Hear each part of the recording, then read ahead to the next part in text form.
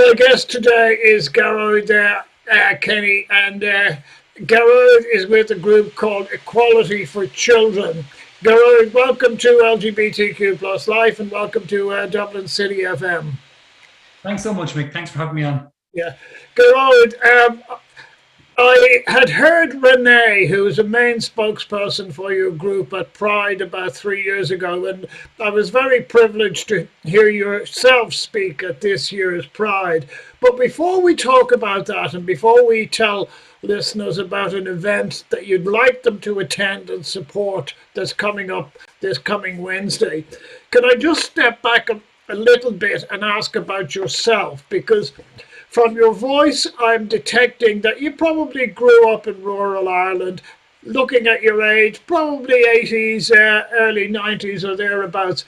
When you were growing up in that environment, did you ever have any idea that somewhere down the track I'd like to have a family? Or was that very much the case with most of the peers, your peers, that this is how you expected life to evolve?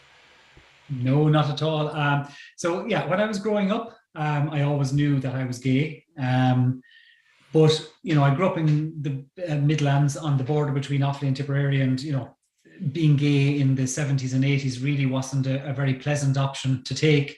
Mhm. So I didn't actually come out until I finished college and moved to London in the mid 1990s. Um, at that time, I didn't really have any peer group in the gay community who had children or were talking about having children, even though it was something I myself was really interested to do. Mhm. And I'm kind of a pragmatic person, and I kind of thought it would be just too difficult. It wouldn't be an option. And if I'm very honest, until I met my now husband in 2009, I had put the idea of being a father and having kids just out of my mind, and had kind of resigned myself to the fact that it wasn't going to be something that would happen for me. Mhm. Yes, it's interesting listening to that, Gerard, because I would have suggested that not so much if you said to people in that area that you were LGBT, that they might have been somewhat negative, because but by the 90s it was slightly it was changing. But if you had have said the idea that I'm LGBT and I'd like to start a family, I suspect you might have got run out of town. Yeah, yeah. I think you're right. I just knew in my heart that there was no point in even mentioning it, and it would only cause more trouble than it would solve for me. So yeah, I just made a very conscious decision as a teenager growing up. Look, I was going to get on with school, get on to university, and move somewhere where being gay wasn't such a taboo. And thankfully, since that time, Ireland has changed enormously. And, now I'm a dad with three kids, and I can go back down to County Tipperary, where I'm from, with the kids, and nobody bats an eyelid. And myself and James bring them to the local park. So the change in 20 or 30 years is just unbelievable, from a point where I literally felt there was no future for me in Tipperary, let alone in Ireland, sorry, let alone Tipperary. It's interesting to hear you talk like that, Gerard, because I know plenty of people of my generation, and I'm the 60s generation, that are LGBT and have children.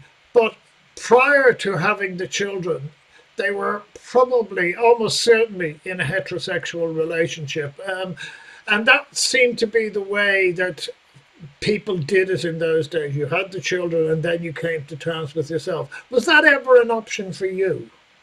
No, I never was involved in a relationship with a woman. I have loads of brilliant female friends, but yeah, I could never bring myself to the idea of being in a relationship with a member of the opposite sex and having children that way. So as I said, I came to the conclusion, look, my life is one which is a gay life. I'm going to hopefully meet somebody nice and settle down with them. But as I said, it was still the 1980s and 1990s, and the landscape for having kids wasn't there. So I thought, yeah, I'll have a career, I'll have hopefully a nice relationship. And that were at the time, they were kind of my aspirations for life as a young gay guy in the 70s and 80s. You mentioned there that you came out in London. Now, I remember the LGBT scene in London in the early 70s. So I'm showing my age here, God. Even though it's changed dramatically in the last 50 years, and ironically, we have today the 50th anniversary of London Pride. It was still quite what I call seen in those days, whereas now now I like to describe what we have as an LGBTQ plus community, which is quite a different thing. Is that a transition that you observed as you were growing up from the idea of a gay scene or an LGBT scene to what is much more consolidated as an LGBTQ plus community that includes people like yourselves and solid families? Yeah. So like I moved to London. I finished college in '98. I was just heading for 23 at that stage. Moved over to London. I'd never been in a gay club. I'd never been in a gay relationship. I'd never kissed a man. I'd never had any gay experiences by the time I arrived in London. And if I'm honest, while I went out on the gay scene in London, it took me a couple of months to work up the courage to do that. And even in London in those days, I definitely felt that being gay was part of the gay scene, and it wasn't something that you would bring to work with you. I ended up, renting a room in a flat in London with. There were two flatmates at the time, and I didn't tell either of them I was gay. And I knew by the conversations that were being, brandished about, that maybe it wasn't a good idea to tell them I was gay. So when I did tell a few people in London that I was gay, workmates and whatever, the reaction wasn't bad, but it was very much a case of, oh, maybe we shouldn't have, maybe I shouldn't have told them that. So I actually moved back to Ireland in the early 2000s. I was in London for just over 2 years. And again, the scene here was very much a scene. You go to the various different gay venues that were around at the time, the Pod, the George, whatever. I did begin to build up a gay network of friends, but it kind of probably remained like that, I felt, in Ireland for about 10 years. It was probably only for me, the community that you speak about and think about, if we're on the same page, was probably something that really started to flourish in maybe 2006, 2007 for me personally, when being gay wasn't such a taboo anymore. Being gay wasn't such a source of kind of secrecy. It was something that you could actually start telling people about and build up a network, of sports groups if you're interested in sport. Gay sports group, or you could go to the clubs and bars, or you could join, book clubs and choirs or whatever. So there was, a flourishing community starting to emerge in the mid 2000s or thereabouts. Mm-hmm. At what stage did you, shall we say, broach this with family, and how did they respond? I'm trying to remember the exact kind of time in my life. It was probably it was in the early 2000s. So I'm from Tipperary, as I said. I'm the youngest of five. The first person in my family I told that I was gay was my sister. And her reaction was I think she was quite shocked by it. And not because I was gay. It was just, I think she was a bit shocked that I'd kept the story to myself for so long. They assumed that I was off in college studying really hard and heading to London kind of to build a career and all that, when in fact the motivation that drove me to London was in fact being gay. So she was a bit surprised. I said a little bit disappointed that I hadn't told her, and then I think she was a little bit disappointed as well that I was gay, because again at the time it wasn't exactly something that many families were delighted about. It was only when I really I didn't tell my brothers until I met my now husband in 2009. So I told my sister about 3 or 4 years before I told my brothers. And when I told them, they had absolutely no issue, no qualms with it whatsoever. And looking back, I should have told them at the same time that I told my sister, and I probably should have told them all much sooner. Yeah. But the reaction was overall positive.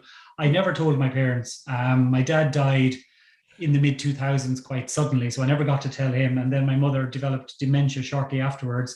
But if I'm honest, I always had a hesitancy about telling my parents, because they were both very Catholic people, and my mother would be slightly right-wing Catholic in my definition of that. So I always kept it from them, and now I don't have an opportunity to tell them anyway. Yeah. No, I was going to ask you, did you get the Irish mammy reaction? Because I have a friend who's a gay woman, and she told her mother, and the mother broke down in tears.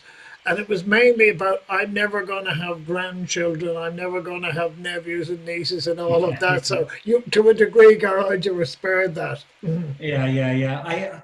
I think if I had got the chance to tell my father, he would have been absolutely fine with it. Dad was, even though he was quite Catholic, quite spiritual, quite religious, Mhm. he very much was a person of, do what you need to do to live a good life and make yourself happy.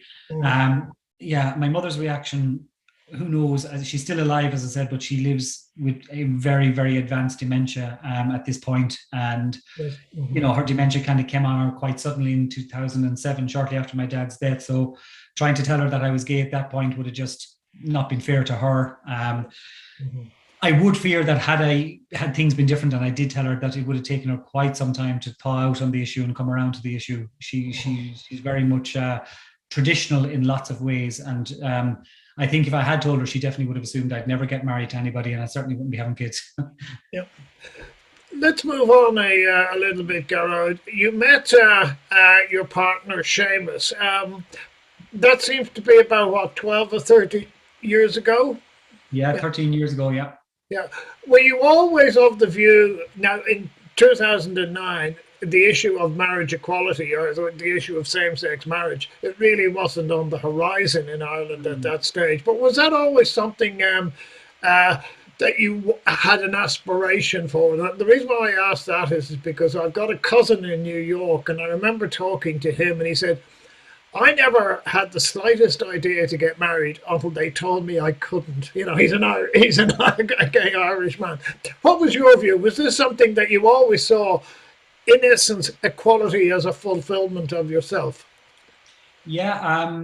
So yeah, you're right. I mean, in 2009, civil partnerships, same-sex marriage in Ireland just wasn't on the agenda, and I had friends, and I still have them, based in mainland Europe, and they were all in countries like Spain, the Netherlands, Northern Europe, in Scandinavia, where gay couples could get married, and it always felt that Ireland was a little bit backward for not offering its gay citizens the same rights and lesbian citizens the same rights.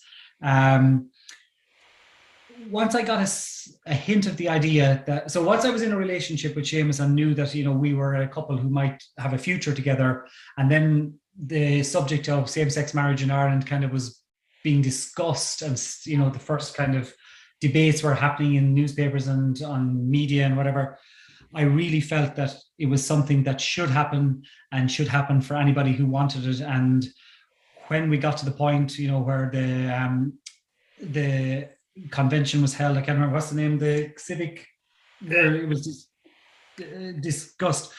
Like, once it started to come on the radar, I was gung ho. Not necessarily because I was sure I wanted to get married myself, but I just wanted a discrimination, and a very obvious discrimination, removed from our community. And I went gung ho for canvassing and got very involved in Yes Equality here in North County Dublin, and set up a group here in our local town of Balbriggan, and went out canvassing. So back in 2009, yeah, it wasn't on the radar, but I knew it could be on the radar at some point. And as I said, once Seamus and I were both of the same mindset, once the option was kind of put in front of us, we were very adamant that we were going to do everything as a couple, to try and make it happen here in Ireland.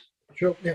Were you both, shall we say, in balance on that idea? Because you often find, particularly in heterosexual relationships, one is much more so enthusiastic than the other. Was it relatively harmonious between yourself and Seamus? Yeah, very much so.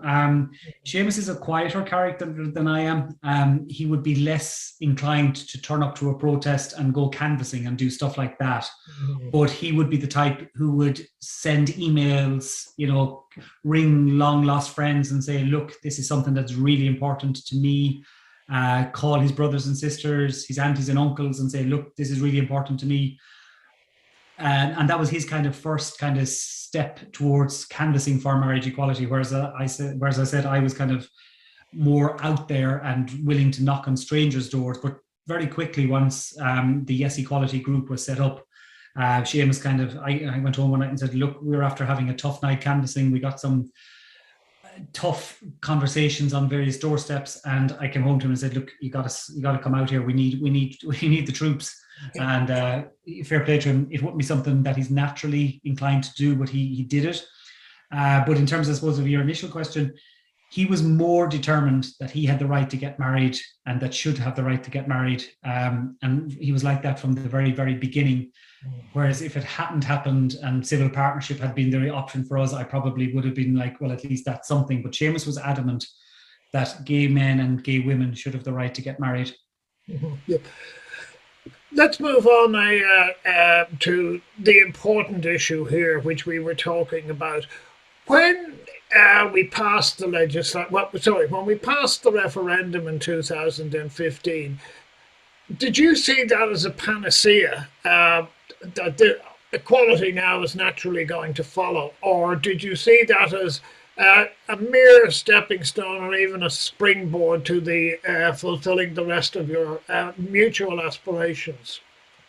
Sorry, do you mean in terms of having children, or? Yes. In terms of being fully equal with, say, your heterosexual brothers and sisters and neighbours and all of that. Yeah. No, I, as I said, I got quite involved in the Yes Equality campaign, and I did lots of reading, and anything that was put in front of me in terms of literature or media publications about the referendum, I read them and digested them, and I knew, despite what maybe those against marriage equality were saying, that it wouldn't legislate for the families and the children of LGBT plus couples. So lots of people were saying, well, if marriage equality is passed, then it will follow that the families will be recognised and the children of LGBT people will be recognised as their children. Whereas I knew that a separate and similarly difficult step would be needed in order for the law to catch up. And I never once believed that the marriage referendum would automatically lead to further legislation to protect the families and the children of LGBT community. And I knew that we'd probably have to start another campaign group if that step were going to be forced or taken by our community. Sure. Yeah.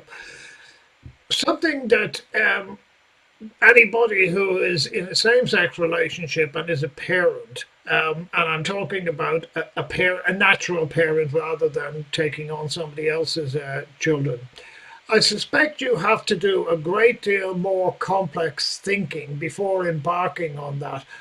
How did yourself and Seamus approach that? Because I don't need to know about the identity of surrogacies or nationalities or anything like that, but how did you approach that? It must have been quite a difficult task to come down that path. Yeah, it is, because just to be very clear, surrogacy isn't illegal in Ireland, and I know you haven't suggested that it is, but there is a perception out there that if you have a child through surrogacy, whether you're a heterosexual couple with fertility issues or a gay couple who have what we call social fertility issues, having a child through surrogacy is fine in Ireland. There's no prohibition on it. The problem is there's no legislation to support the children who are born through surrogacy. Mm-hmm. So for us, it was a really difficult path because there is no legislation. It means that the clinic cannot offer an IVF service to a family who require the support of a surrogate to have their child. Mm-hmm. So first of all, we had to do lots and lots of research to find out that was the position, and that involved ringing clinics and them telling us, sorry, we have no issue with members of the LGBT community having children. We just can't help you here because our practice doesn't have the legal foundations on which to offer that service. So when we knew that, then we started looking at where we could have our children through surrogacy. And the first location we went, there's basically surrogacy is primarily an issue that affects or impacts gay men. We don't know of any female couple, same-sex female couple who've had to have their children through surrogacy. I'm not saying there is none in Ireland. We just don't know of them within our group, Equality for Children, or within Irish Gay Dads. So we looked at the options, and for gay men, there's really only 3 locations where you can have your children through surrogacy. That's the United States, Canada, and the United Kingdom. Mm-hmm. Other locations that offer the support of surrogacy services won't work with gay couples. So locations like Ukraine, Cyprus, etc. So we went down the route initially of trying to have our family through Canada, and we created embryos. We were introduced to a surrogate. The system in Canada is very much fully open, fully transparent. Everybody's rights and responsibilities are clearly laid out. And we met a fantastic woman who was in her late 20s. She'd had her children and her husband had died at a very young age. And she realized, based on that experience, that having her children was something that got her back on the planet after the death of her husband. And it was a shock to her, clearly, because he was a young man who died in a car crash. So she wanted to help us for altruistic reasons. And that's the other thing about the Canadian system, just for information. It's based on altruism. So you can compensate the surrogate for carrying the child in terms of lost income, expenses, etc., but you can't actually make a substantial cash payment or financial payment. Anyway, to cut a long story short, after years and years of trying to have children in Canada, it didn't work for medical reasons, and we don't really know what those medical reasons were. So we did make 4 different attempts at becoming parents in Canada. We transferred 4 separate embryos and none of them worked. So that left us then in the position where we were penniless, hopeless, and childless. So we, after a bit of time out and a bit of borrowing, begging, and selling things, we got money together again for another journey, this time in the United States. And a friend of ours that I knew from my time in London, and who's somebody who's very dear and special to us, she actually agreed to be the surrogate mother who carried the twins initially, and then baby Anne, who was born last year. So that's how we got there, but we couldn't do any of this in Ireland because the legislation to support our family just isn't there. Yeah. Anybody who was at Pride saw Anne, and she had her birthday I believe she had her first birthday. Now, you couldn't fail to be moved by such a beautiful child. But just want to ask you, how vulnerable is your position now because of that lack of protection for families like yours? Oh yeah. So when you're a gay male couple, you're in a really precarious position, because when your child is born, from the Irish state's perspective, the only automatic parent that child has is the surrogate mother who gives birth to her. So in our case, our surrogate is a fantastic friend, but she has been awarded or bestowed the responsibility by the state of being the child's automatic legal parent. Mm-hmm. And then she had to grant Seamus, my husband, who's the biological father of our daughter Anne, the status of legal father.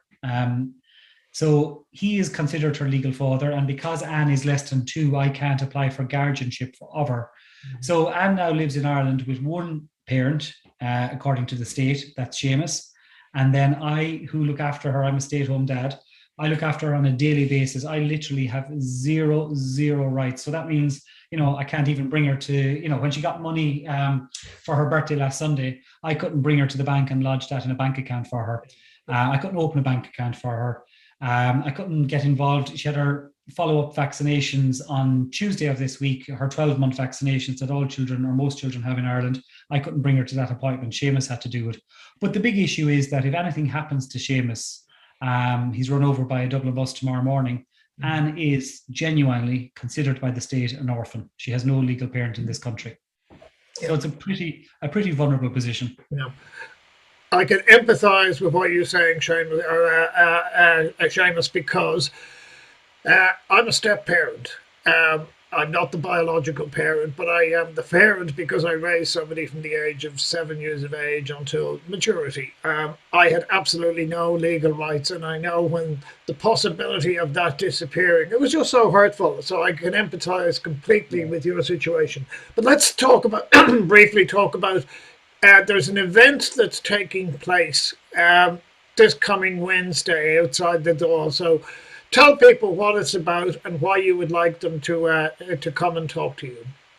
Yeah, so on Wednesday, for the last couple of months, the government have convened an Oireachtas committee to look at the issue of international surrogacy, and we have to, commend the group within the Oireachtas committee who worked on this for the last couple of months. They've been so diligent, And they've literally dug into all aspects of international surrogacy. They've met with legal experts, they've met with doctors, they've met with surrogate mothers, they've met with intended parents like myself, and they've even met with the adult children who were born through surrogacy to ask them, to try and find out what does international surrogacy mean and what are the obstacles that stop the state from recognizing the families created through surrogacy.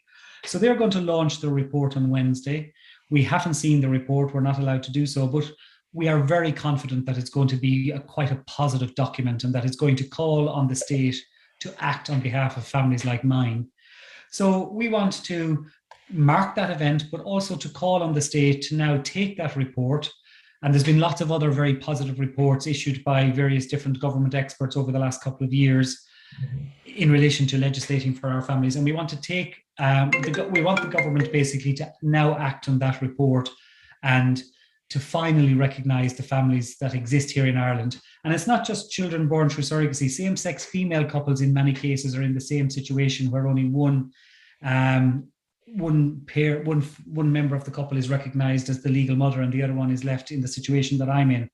So we're asking anybody who's free on Wednesday at noon to come out, show their support for families like mine, show their support for the same-sex female couples who are left in the position, as I said, where only one is recognised, and also to show support for the heterosexual couples who've had children through surrogacy, because they're in the exact same position that I'm in, where only one parent is recognised. That's typically the biologically dad, and the other, the mum, is not recognised. And also, we're just trying to give our children an identity, because for so long, surrogacy has been kind of kept in the background, and we're just saying to the world, look at these children, look at our families. We're as normal or as odd, whichever way you look at it, as every other family in the state. We're not different. We're the same. We're equal. Our children deserve the same rights and protections as most children within the state enjoy. And so that's the purpose of the event, to commemorate to mark the publication of the report, and then call on the state to now act on that and finally give the children born through surrogacy and the children of same-sex female couples born through assisted human reproduction the rights that they need. If only 1% of the people who were there for Pride turn out, it would be quite a decent one, but we would like a lot more people to turn out.